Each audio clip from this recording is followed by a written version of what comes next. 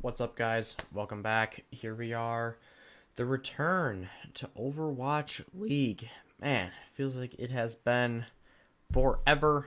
So, we are on to week number 19. This is. So, we're as you can see, it's getting towards the end here, although I'm sure that's going to have to change being as, with the matches being delayed earlier on in the season. A lot of teams aren't even halfway to their 28 games anyway. So we'll see how the schedule unfolds going forward.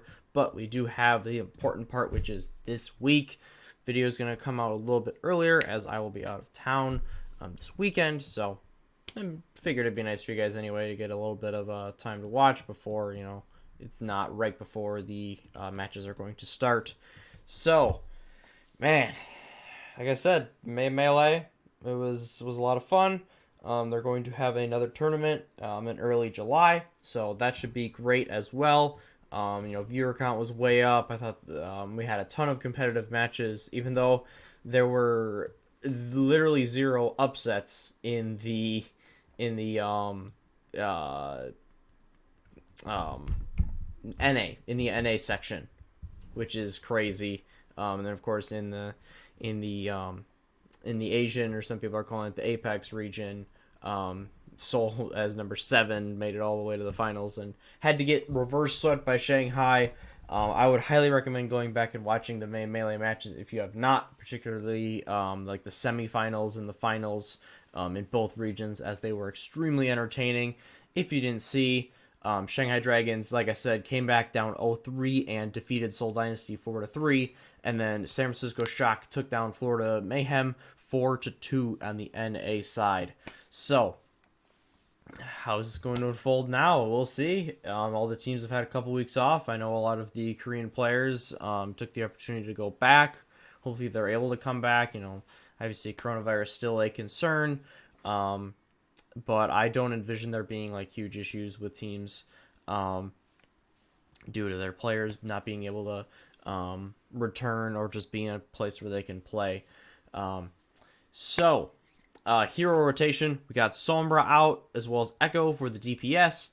For support, Brig is gone again. I feel like Brig's been gone a lot this season, which I'm sure not a lot of people are going to complain about. And then for tank, we have Diva out of rotation. So I expect to see more than anything double shields, particularly with Reinhardt's Shatter being a lot less potent. I see him not getting a lot of playtime. I think we're going to see a lot of Orisa Sig. Maybe some teams will try to run a little bit of a dive, but a lot of times that was getting used with an Echo, and she's not available. So we'll see how this all unfolds.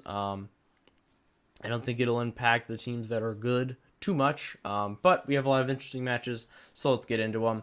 London Spitfire taking on Shanghai Dragons. Pretty straightforward here. I like Shanghai in pretty much every respect. I think London is going to start to get singled out as the worst team in that region. I really don't think they're a bad team. I just like the other teams more than them. Shanghai, they've had a tremendous season so far. They're definitely a title contender. So I think that they'll take down London. These hero bans aren't going to do too much. I would say in anything, it will be these two matches though that they affect the most, because we did see a lot of Sombra gameplay, more so in the Asian region for sure, rather than the NA side of it. So that being said, I think Shanghai will take this one. I see this one as a 3-0. Next, we got New York Excelsior taking on Seoul Dynasty. So this is a really interesting one. We got Seoul. They're up, they're down. I had no faith in them going into the Melee, and then they were one map away from winning it in their region. So what are we going to see? Are they going to 3-0 New York? Are they going to get 0-3'd? Note about New York, they did pick up Hacksaw, if you did not see. Rookie of the Year last year, deep flex DPS player, formerly of the Vancouver Titans, of course. So that is a massive pickup. Just seeing, like, I just imagine if there's a dive meta, which we're probably not going to see Genji Tracer. Genji did get some really nice buffs in the experimental mode, but probably won't see it. But just in theory, think about Hacksaw on the Genji and then Sabiolbe on the Tracer as your dive core DPS. That is horrifying. But Hacksaw obviously really, really good at a lot of different heroes as well. His Pharah, his Doomfist, his Mei. So it's a really nice pickup for New York. The rich get richer, you could say. I think the biggest thing is if he'll be able to come in and play something really well that New York doesn't really have locked down yet. So we'll see how much they use him, if they use him like right away. It's going to be very interesting to see how that all unfolds, because they have so many other good players. Who are you? One of the other OG original like God Genji players. And of course Sabiolbe, Libero, one of the best echoes in the league and a tremendous flex player in general. And then you got Nene as well. So definitely an embarrassment of riches over there. I'm going to go with New York in this one. It's a regular season match. They've just been more consistent. I just don't know how I feel about Seoul. Seoul might be able to just run double shield in May, though. They've been good at that. But I think New York will find a way around that, and they'll get a victory 3-1. Then we move to the NA side of it. Paris Eternal will take on Boston Uprising. So, Boston were looking a lot more potent their last couple of matches. We saw them take down the Gladiators. They had a really close matchup actually with Paris. So I think we got a lot. You're starting to see signs from Boston. And they really do have decent players. It was just a cohesion thing. Since they picked up Punk as their off-tank player, it's kind of been a spark for him, it seems. Him and Fusions, that's a decent tank line. I've been saying it all year. People have been recognizing Jerry. He's been a little bit of a darling for chat and the league as a whole. And then Muyan Bong, I'm telling you, he is an excellent support player. So I think Boston's a team that they're not going to have as many. It's not going to be so many pitiful 0-3 defeats. I still don't think they're a great team. I think they'll still end up near, if not at the bottom of the standings, just because the rest of the league is so good. But I think we do see a much more competitive Boston for the foreseeable future. That being said, I will take Paris in this one. Sparkle is 18. Will he play? I'm super excited to see it. He's going to absolutely make some noise in this league. Paris only getting stronger. I'm going to take them in a 3-1. Next, we got the Florida Mayhem going up against the Dallas Fuel. So, Florida, I was pretty much against them. I was like, I don't see it. They've only beaten weak teams. I need to see it more. They have officially definitely proven themselves to me. They are a top tier team in the NA region.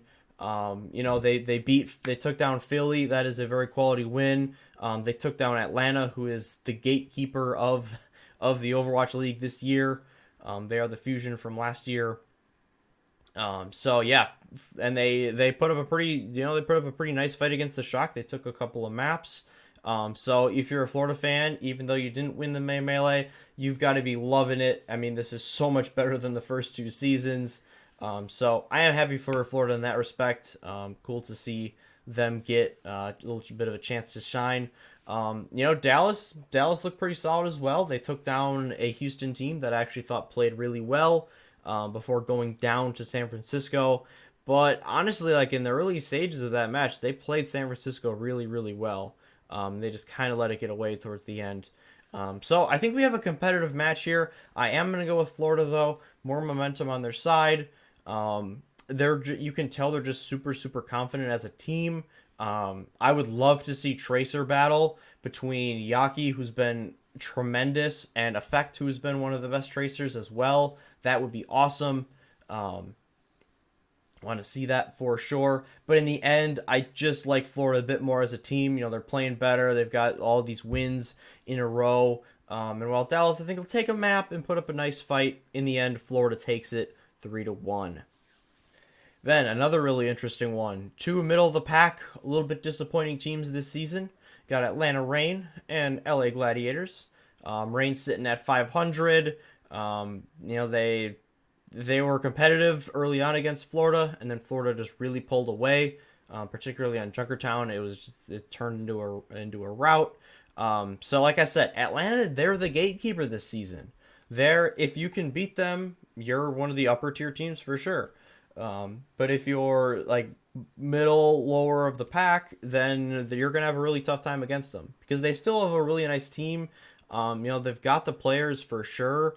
I don't love anything that they do right now. They kind of just seem like they're in a bit of a rut. But Gladiators, they've been struggling as well. They talk about the loss to Boston, had a loss to Paris, of course, before that. Came up short against Philly. I honestly thought they played well against Philadelphia in the Melee. Carpe just kind of went nuts on the Tracer, and they didn't really adapt. It's been the thing that's frustrated me the most about the Gladiators this season. They've just been so slow and bad in adjusting. They haven't been able to make in-game adaptations. They go in with their set strategy. They were running the dive, and that's what they were going to live and they were going to die with. And they died with it because I just don't think you can be that rigid when you're against such a good team like Philly.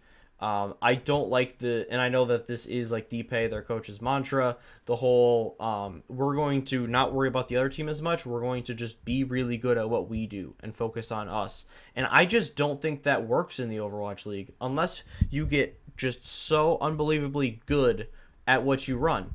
And it also has to be meta. And what the Winston Diva, it's just not as strong in most situations as the double shield. As much as I hate to say it, I would 100 out of 100 times I will watch, if I have to watch a tank line, I'm gonna take Winston Diva over Orisa Sigma. But it's not about which one is better to watch, which one requires like more skill or coordination or anything like that. It's about what's more powerful, and that's just the tanks right now. So we'll see what the Gladiators open up with. I'm going to go with the Reign here. I just don't have confidence in LA. I think that this is a perfect match where you got to prove yourself. They had one of those prove yourself matches earlier against Paris and then Philly. They failed both times. I'm going to wait to see it before I start believing it. So I think we get a close match either way. I'm going to take Atlanta in a game 5. Then we got Philadelphia Fusion taking on Houston Outlaws. Like I said, I've liked what I've been seeing from Houston. I think that they've made strides. We got hydration now on the main tank. That being said, I don't think that they're ready and equipped to take on Philly. I could definitely see Houston stealing the control map. But otherwise, I think this is one of those matches where it's pretty close, and then the second half, Philly just pulls away. Just a better team, deeper team, better coordination, better hero pools. They got a couple of more just absolute potential carry spots. When I look at Houston, I'm like, okay, for sure, Dante can carry. For sure. Jexe has proven that in spots he can carry. And then Meko, yeah, in the right situation, it's harder for off tanks. It really is. It's just harder for them to carry. And then when you talk about Philly, both of their supports, Funny Astro and Alarm, have carried them before. Obviously, you have to think about Carpe. Sato has had some really, really good performances this season. Poco/Fury can carry at times as well. And they have a really nice rotation of the other DPS when you talk about Ivy or EQO, or some other guy who's played one map the whole season. I don't even remember his name. But I just like Philly more in this one. And I think that they win it 3-1. And a rematch of the play-in, which was extremely, extremely close. We got Vancouver Titans versus Toronto Defiant. I'll go with Toronto here. You want to talk about a disappointing team this season. Just filled with good talent, filled with veterans, and it just hasn't come together for this team. Apparently, Trevor is taking time away from the game for his mental. We'll see if he's back now that there's been a break and he didn't play in their last couple of matches. We'll see how that kind of fits in. But, yeah, Vancouver was looking a lot better, but some of their biggest moments was Shockwave, one of their new pickups, with the Echo. And Echo is not available, so I'm going to go with Toronto here. I think that Vancouver is still going to have a couple of rough losses, and I think they'll probably be the number 20 team before this season is all said and done. It's just a hard ask to have these players come together on their different pings, and some of them that haven't even played together, and then have them go against the big boys right away. I think it'll still be pretty competitive. Toronto's made a lot of mistakes this season, so I don't think this is a blowout by any means. But I will stick with a 3-1 going with Toronto in this one. And finally, we got the LA Valiant back in action against Washington Justice. So Valiant are another team that I have to give props to. They look really solid. Securing that victory against the Paris Eternal was quite impressive. They did go down pretty quickly to San Francisco, but I mean, is there any real shame in that? I mean, San Francisco is the best team right now, and they have been since last year. So I can't take away too much from them here. They've been playing really solid. I love their DPS rotation. They've been getting a ton of value out of the KS, the KSF, and the KSP. Not to mention Shax. Shax has been an absolute, a little bit of a pleasant surprise, I would say, this season. Last year he had, I remember him getting a 6K on Reaper with his ult.